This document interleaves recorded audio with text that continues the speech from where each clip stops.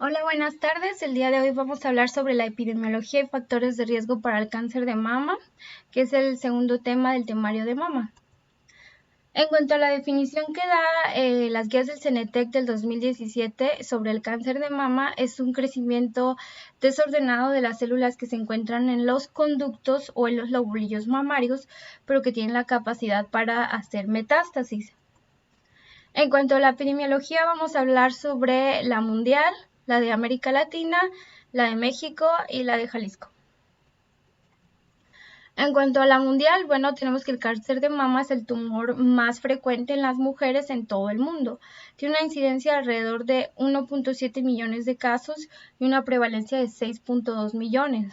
También es importante decir que el cáncer de mama es la principal causa de muerte en las mujeres, obviamente por cáncer en todo el mundo, con alrededor de 500,000 defunciones anuales, y de estas 500,000 defunciones, el 45% se registró que fue en países de bajos o medianos recursos, como el país de México. Esto según el Consenso de Colima del 2019. En esta diapositiva tenemos dos gráficas que son en forma de pastel tomadas del Globocam del año del 2018. Independientemente del sexo o de la edad, nos muestra los tipos de cánceres a su mano izquierda más frecuentes. Podemos ver que el cáncer de pulmón ubica el primer lugar y el segundo lugar el cáncer de mama, siendo de los más frecuentes en el mundo en este año. También podemos observar a su mano derecha otro diagrama en forma de pastel, tomado también del Globocam del año 2018. Independientemente del sexo o de la edad, vemos el número de defunciones o el número de muertes por diferentes tipos de cáncer. En el top 5, por así decirlo, se va a encontrar el cáncer de mama en el quinto lugar y en primer lugar el cáncer de pulmón. Entonces, si bien es de los más frecuentes y también de los que producen pues más número de muertes a nivel mundial en el 2018. En cuanto a América Latina, pues sí, efectivamente sigue siendo de los cánceres pues más frecuentes, con una incidencia de 152,000 casos y una mortalidad de hasta 43,000 defunciones. En cuanto a México, en el 2014 se registraron alrededor de 11,000 casos nuevos, en el 2015 se registraron alrededor de 6,000 defunciones, y la edad más o menos promedio en la que se diagnosticaron en estos años, en la edad promedio que se registró fue de 54.9 años el diagnóstico de cáncer de mama. En esta imagen tomada del Consenso de Colima del 2019 podemos observar cómo el INEGI de 1955 al 2007 registró la tendencia que iba en aumento del número de casos por cáncer de mama en mujeres de más de 25 años, y al Consenso de Colima lo extiende hasta el 2019, en el que podemos observar pues que la tendencia es al aumento en la incidencia y también en la mortalidad del cáncer de mama a lo largo de esta época, ¿no? Es importante ver que la incidencia va a aumentar según también vaya aumentando la edad.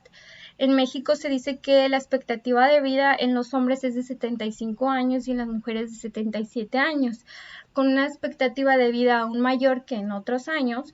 Se ve que hay un incremento en la cantidad de mujeres que se encuentran en la edad de riesgo, que es la de 40 años.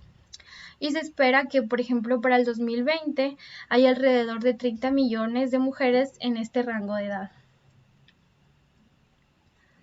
Acá podemos ejemplificar esto. En esta diapositiva tenemos una diapositiva en forma de pirámide de la población de 1970, con una perspectiva de lo que sucedería en 2030.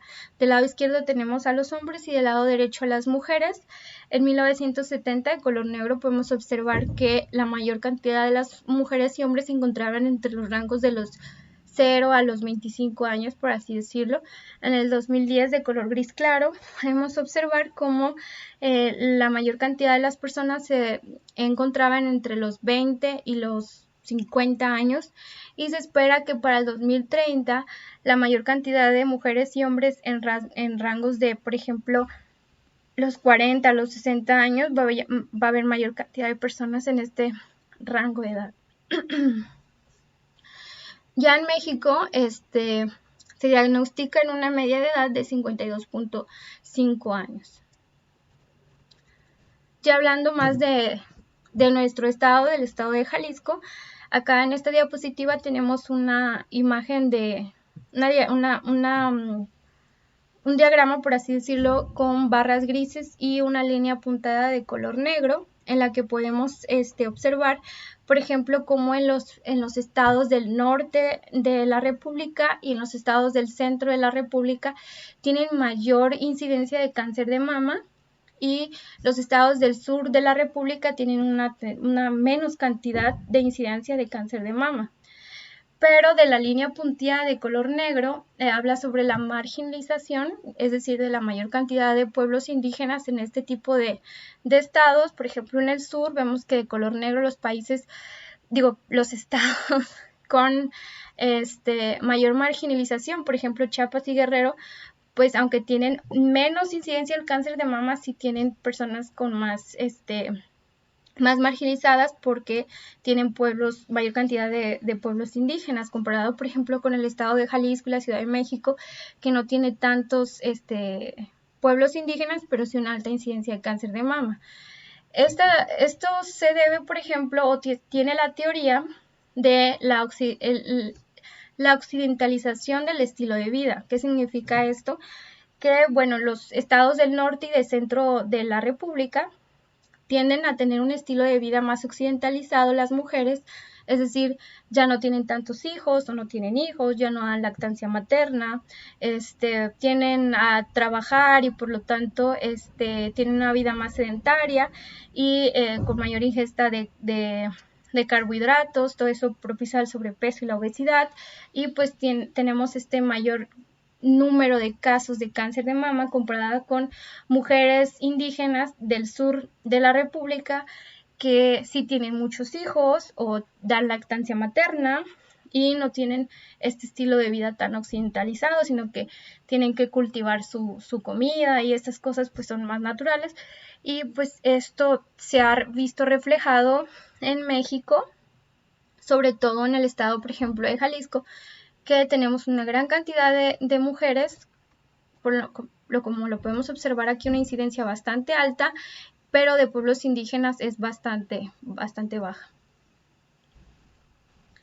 Bien, en esta diapositiva podemos observar cómo en el 2015 en México podemos observar que el mayor rango de pacientes que se diagnostican con cáncer de mama están en las etapas 2B a la 3, con un 55.9% encontramos a las mujeres en estas etapas. Esto es una mala noticia porque son etapas ya avanzadas, y pues la probabilidad para que sobrevivan estas pacientes a 5 años es hasta menos del 30%. En esta otra diapositiva tenemos un mapa de la República Mexicana, que podemos observar el estado de Jalisco en el 2013, como en mujeres mayores de 20 años se registró una gran cantidad de mujeres, de 38.3 a 119 por 100,000 mujeres en mujeres mayores de 20 años. Entonces el estado de Jalisco pues sigue teniendo una alta incidencia de cáncer de mama. Y en cuanto a la mortalidad, el estado de Jalisco sigue también siendo de los más afectados, por así decirlo, ya que en el 2012 se registran alrededor de 18.9 a 20.5 casos de defunciones por cáncer de mama por 100,000 mujeres de 20 años para arriba, ¿no? Entonces, estado de Jalisco con una alta incidencia y mortalidad de cáncer de mama. Acá tenemos, no se ve muy bien, una tablita de los estados de la República Mexicana del año del 2000 hasta el 2015. Aquí vemos el número de funciones por cáncer de mama en mujeres mayores de 25 años. Podemos observar, por ejemplo, en el estado de Jalisco, cómo se registraron alrededor de 495 defunciones en mujeres por cáncer de mama. Y en el estado de México, pues no estamos muy lejos, registró 700 defunciones, Si alcanzan a observar, por ejemplo, en el estado de Yucatán, tuvo apenas 81 defunciones. Entonces, el estado de Jalisco sigue siendo uno de los más afectados, con mayor tasa de mortalidad, por lo pronto, en estos últimos años, ¿no? Bien, ya hablando sobre los factores de riesgo para cáncer de mama, vamos a tener que las guías del CENETEC del 2017 nos recomiendan que se haga una historia clínica para identificar los factores de riesgo para la mujer de tener cáncer de mama. En nuestra institución, en el centro médico, ya que roten por el servicio de mama o los que ya hemos rotado, podemos observar que está una historia clínica que nosotros hemos visto anteriormente, en la que tenemos pues la ficha clínica, tenemos el padecimiento que tiene la paciente, padecimiento actual, y los antecedentes reproductivos o ginecobstétricos, los heredofamiliares y los personales. Si bien es un buen inicio, por así decirlo, si faltan algunos datos que sería importante agregarlos a la historia clínica, o por lo menos que ustedes los conozcan, aunque no vengan en la historia clínica, para poder detectar si esa mujer tiene factores para cáncer de mama, ¿no? Uno de los importantes pues es la lactancia materna. Aquí solamente le ponemos lactancia y no le ponemos sí, no, pero sí es importante agregar pues también la duración. Y otro que también he notado que es muy importante es el sobrepeso. En esta historia clínica no los pesamos, no los medimos, no sacamos el índice de masa corporal, pero sí sería una buena idea pues agregarlos, porque pues como haremos más adelante, la obesidad sí es un factor de riesgo para cáncer de mama, entonces sería importante sacar el índice de masa corporal, el perímetro abdominal o la índice cintura-cadera, no sé, todo este tipo de cosas sí sería importante agregarlas, ¿no? En cuanto a los factores de riesgo, las guías de CENETEC de 2017 los va a dividir en mayores y menores, y el consenso de Colima del 2019 los divide en biológicos, reproductivos, iatrogénicos y a los relacionados con el estilo de vida. Cabe mencionar pues que nosotros a veces le damos mucho peso a los antecedentes heredofamiliares, a los genéticos, sobre todo a las mutaciones del BRCA1 y BRCA2, pero solo el 10% tiene este antecedente. El 90% del cáncer de mama se dice que es esporádico. Entonces también hay que valorar los otros factores de riesgo, ya que la mayoría de las pacientes con cáncer de mama no va a tener el antecedente de los genes o de la mutación en los genes BRCA1 y BRCA2. En cuanto a los biológicos, tenemos que está el sexo obviamente femenino, la edad, ya hemos visto que a mayor edad, mayor casos de incidencia, una vida menstrual con un total de 40 años, es decir, si la mujer tuvo una menarquia a los 8 años, por así decirlo, y una menopausia a los 60 años, entre más años tuvo esa exposición a las hormonas, pues es más probable o ya se considera un factor de riesgo, ¿no? También está la historia familiar o personal de cáncer de mama, las mutaciones genéticas, como ya lo hemos visto, del BRCA1 y BRCA2, hallazgos histológicos, histopatológicos, como la hiperplasia ductal atípica, el carcinoma lobulillar in situ y una densidad mamaria, pues una mama más densa, ¿no? A su mano derecha tenemos una imagen de mastografía oblicuo-medio lateral en la que podemos observar diferente densidad de las mamas. Por ejemplo, en la que tiene la letra A, es una mama muy grasa, no tiene casi tejido fibroglandular, comparada con la del tipo D, que tiene mayor densidad y eso puede ocultar nódulos pequeños o tumores pequeños. Y entre más densa, tiene un riesgo de hasta 4.7 más en mujeres que tienen, por ejemplo, la mama muy grasa, ¿no? En esta tablita tomada del Kirby de la quinta edición del 2018 podemos observar, por ejemplo, diferentes hallazgos histopatológicos. Por ejemplo, los quistes vemos que no tienen ningún riesgo relativo aproximado para cáncer de mama, pero si habláramos de una hiperplasia atípica ductal o lobulillar, vemos que el riesgo relativo es de hasta 4:1 y si tiene un antecedente familiar, pues el riesgo relativo sube hasta 11. En el carcinoma lobulillar in situ, un riesgo relativo de 10:1 y en el ductal in situ también de 10:1. Entonces, si tuviera algún tipo de lesión con un reporte de histopatológico de este tipo, pues el riesgo sí es bastante considerable, ¿no? Otro de los factores de riesgo importantes son los iatrogénicos. Las guías del CENETEC los pone como en el rango de los mayores. Es la exposición a radiación ionizante, sobre todo en el área del tórax, sobre todo en etapas del desarrollo o el crecimiento. En cuanto a los reproductivos, bueno, estos ya los conocemos muy bien. Si la paciente no tuvo hijos, si no dio lactancia materna, si tuvo hijos, pero el primero de ellos fue hasta después de los 30 años, o si tuvo una terapia hormonal de reemplazo, siempre y cuando sea combinada con estrógenos y progestágenos y que tenga una duración de 5 años, ya se puede considerar como un factor de riesgo.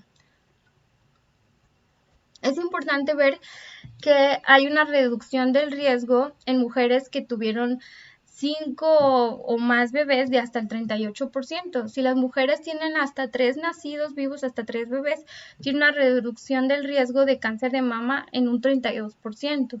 Si a esto le agregamos que la mujer dio lactancia materna por 12 meses, disminuye el riesgo hasta en un 4%.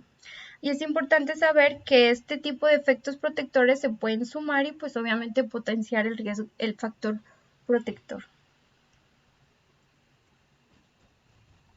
De lo que ya les había platicado, del estilo de vida, es importante pues no tener un estilo de vida tan occidentalizado con el alcohol, el tabaquismo, el sedentarismo que propicia pues a la obesidad. Y bien, el CENETEC, como ya les había dicho, del 2017 los va a dividir en mayores, a los que les da más peso, son a los que tienen mutaciones genéticas como el BRCA1 y BRCA2, la densidad mamográfica, que ya la vimos que es hasta 4.7 en mujeres que tienen mamas densas comparadas a las que tienen mamas grasas, una radiación en el tórax, como ya lo vimos sobre todo en etapas del desarrollo, una historia familiar y personal, y las lesiones histológicas que ya vimos como la hiperplasia ductal atípica o el carcinoma lobulillar. En cuanto a la historia personal de cáncer de mama, si la paciente ya tuvo cáncer de mama, ¿qué riesgo tiene para desarrollar un nuevo cáncer de mama? Si es menor de 40 años, tiene un riesgo de hasta 4.7 de desarrollar nuevamente cáncer de mama o un nuevo cáncer de mama. Y si la mujer tiene más de 40 años, pues el riesgo sube hasta 8 de desarrollar un nuevo cáncer de mama en una paciente que ya tuvo cáncer de mama. En cuanto a la historia familiar, bueno, si la paciente refiere que su madre tuvo cáncer de mama, hay un riesgo de 2. Si fue de una hermana, de 2.3, de una hija, de 1.8. Si fue la mamá y la hermana, el riesgo sube hasta 3.6. Cualquier familiar con cáncer de mama de 1.9, pero si fue de primer grado es de 2.1 y si es de segundo grado de hasta 1.5 el riesgo de cáncer de mama. Es importante que en la historia clínica busquemos cáncer de mama hasta en 3 generaciones, independientemente si fue hombre o mujer, y también preguntar por historia de cáncer de ovario, porque también está muy relacionado con la mutación de los genes BRCA1 y BRCA2. A los que les da menor peso, el CENETEC es a la edad. Al sobrepeso, se vio que en mujeres que tenían un índice de masa corporal de 21, sobre todo en posmenopáusicas, tenían un riesgo relativo de 1.26. En mujeres que tuvieron terapia hormonal de reemplazo por 5 años con estrógenos y progestágenos, el riesgo subió hasta 2. Y en mujeres con tabaquismo, el riesgo es de 1.7 en el cáncer de mama, ¿no? Ya en el de pulmón es otra cosa. Bueno, hasta aquí la epidemiología de los factores de riesgo. Vamos a hablar un poquito del tamizaje. Para detectar cáncer de mama tenemos varias modalidades de estudio. Está la mastografía, la resonancia y el ultrasonido.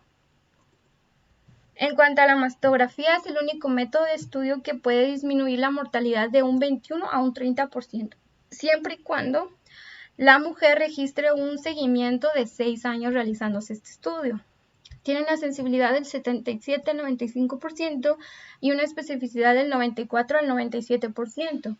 Es ideal para pacientes, por ejemplo, con implantes cosméticos y se solicita que las conclusiones y recomendaciones sea por medio del sistema de BIRADS, que lo iremos conociendo más adelante. En cuanto a la mastografía, tenemos dos modalidades, la convencional y la digital. La convencional es la que conocemos como análoga, que es un sistema de pantalla película y pues requiere revelado. Y la digital, pues son detectores de impresión láser en alta resolución y que puede ser ideal, por ejemplo, para las mamas muy densas, que como ya hemos visto es un factor de riesgo. Recientemente está la tomosíntesis, que la hablaremos más adelante, que no es otra cosa que múltiples imágenes en diferentes ángulos y puede mejorar la detección del cáncer de mama hasta en un 27%. A su mano izquierda tenemos una mastografía oblicuo medio lateral en la que podemos observar pues que es análoga, no se ve de manera muy adecuada la resolución, la diferenciación entre el tejido fibroglandular y el tejido adiposo no está muy claro. Comparada con esta otra imagen a su mano derecha, que ya es una mastografía digital, como se puede observar o se aprecia con mejor resolución. Luego la tomosíntesis, que es solamente múltiples imágenes con diferentes ángulos, que más a futuro iremos abordándola de manera más profunda. En cuanto a las indicaciones, solo hay de dos sopas, o la mastografía es diagnóstica o es de tamizaje. Si es diagnóstica, quiere decir que la mujer presentó algún tipo de clínica, por ejemplo, que tuvo una masa o tumor que ella se palpó, tuvo algún tipo de secreción por su pezón, ya sea galactorrea, telorrea, etc. Si tuvo dolor muy persistente de manera focal, si notó cambios en la piel como piel de naranja, hundimiento del complejo areola-pezón, si en los estudios previos le dieron un seguimiento con BIRADS, si tuvo una mama muy densa o si tuvo alguna lesión detectada en otra modalidad, se le considera una de tipo diagnóstica. A todo lo que no se encuentra aquí, pues se le puede decir que es de tamizaje, ¿no? Hay indicaciones especiales, por ejemplo, si la mujer es muy joven, pero tenemos sospecha muy fuerte de cáncer de mama, independientemente de la edad, se puede hacer una mastografía.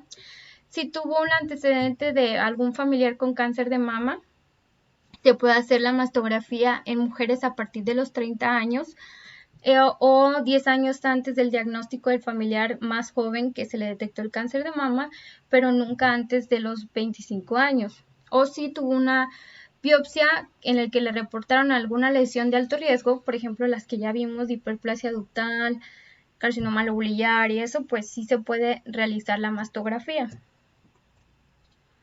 También si tuvieron el antecedente o tienen la mutación genética del gen BRCA1 y BRCA2, también se aplica de la misma manera.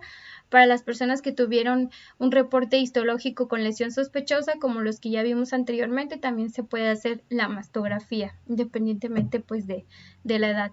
Si la mujer es asintomática y tiene un riesgo medio, pues podemos hacer, si tiene de entre 40 a 49 años, la mastografía anual. Si tienen dentro de 50 a 74 años, cada 2 años. Y en mujeres más de 74 años se puede hacer de 1 a cada 2 años, siempre y cuando tengan buena salud. Luego tenemos otra modalidad de estudio que es el ultrasonido. Es complementario a la mastografía. Se pide que tenga un transductor lineal de alta frecuencia de entre 10 a 18 MHz. Y dentro de las cosas pues que tenemos como ventaja el ultrasonido, nos ayuda a diferenciar si un nódulo tiene un aspecto más quístico o sólido, la vascularidad, si tiene una vascularidad periférica o anular o dentro de la lesión, también si no tiene vascularidad, la elasticidad, como ya hemos visto anteriormente, si el tumor se observa más pétreo o es más blando, también nos ayuda mucho el ultrasonido, la multifocalidad, que quiere decir que haya dos o más focos en un mismo cuadrante o que estén a menos de 5 centímetros del tumor primario, o la multicentricidad, que haya dos o más focos en otros cuadrantes o que estén a más de 5 centímetros del tumor principal. Los niveles ganglionares también nos ayuda a valorarlos.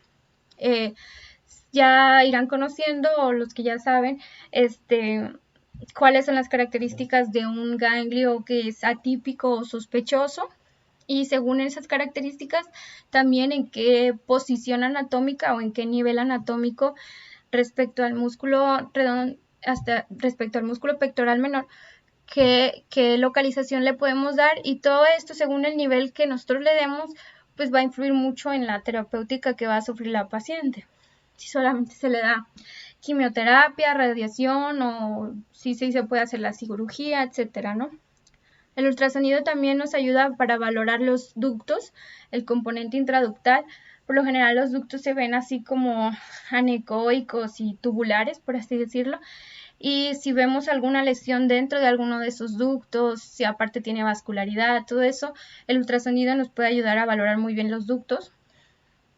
Y nos ayuda a realizar métodos intervencionistas como la biopsia de aguja fina, que tiene una sensibilidad del 25 al 88% en los tumores, pero si ya la hacemos con el Trucut, la sensibilidad aumenta hasta del 90 al 94%. Una de las ventajas del ultrasonido, ¿no? Finalmente, y por último, tenemos la resonancia magnética. A este se le solicita que sea de mínimo 1.5 teslas. Se le pide que tenga una antena para mama. Nos brinda información tanto morfológica como funcional. Por ejemplo, con la espectroscopía, si hay mayor cantidad de colina, nos va a ayudar como un marcador tisular para proliferación celular. Se pide de igual manera que las conclusiones y recomendaciones sean por el sistema de BIRADS. Sin embargo, la resonancia magnética es el estudio con mayor número de falsos negativos, sobre todo en tumores que miden menos de 3 milímetros, en cáncer in situ de bajo grado y en el lobo biliar, ¿no? Entre las indicaciones para la resonancia magnética puede ser, por ejemplo, para valorar márgenes en pacientes que ya tuvieron una resección tumoral, para valorar recurrencia o respuesta al tratamiento, para ver el primario si está oculto pero que manifiesta metástasis axilares, en mujeres embarazadas o con mama densa o con implantes. También nos puede ayudar mucho, ya verán, los signos de la lágrima y esas cosas, o de la gota. No me acuerdo bien, creo que es de la lágrima, para valorar la ruptura, por ejemplo, de los implantes. Y finalmente la bibliografía es el consenso de Colima del 2019 y las guías de práctica clínica del 2017.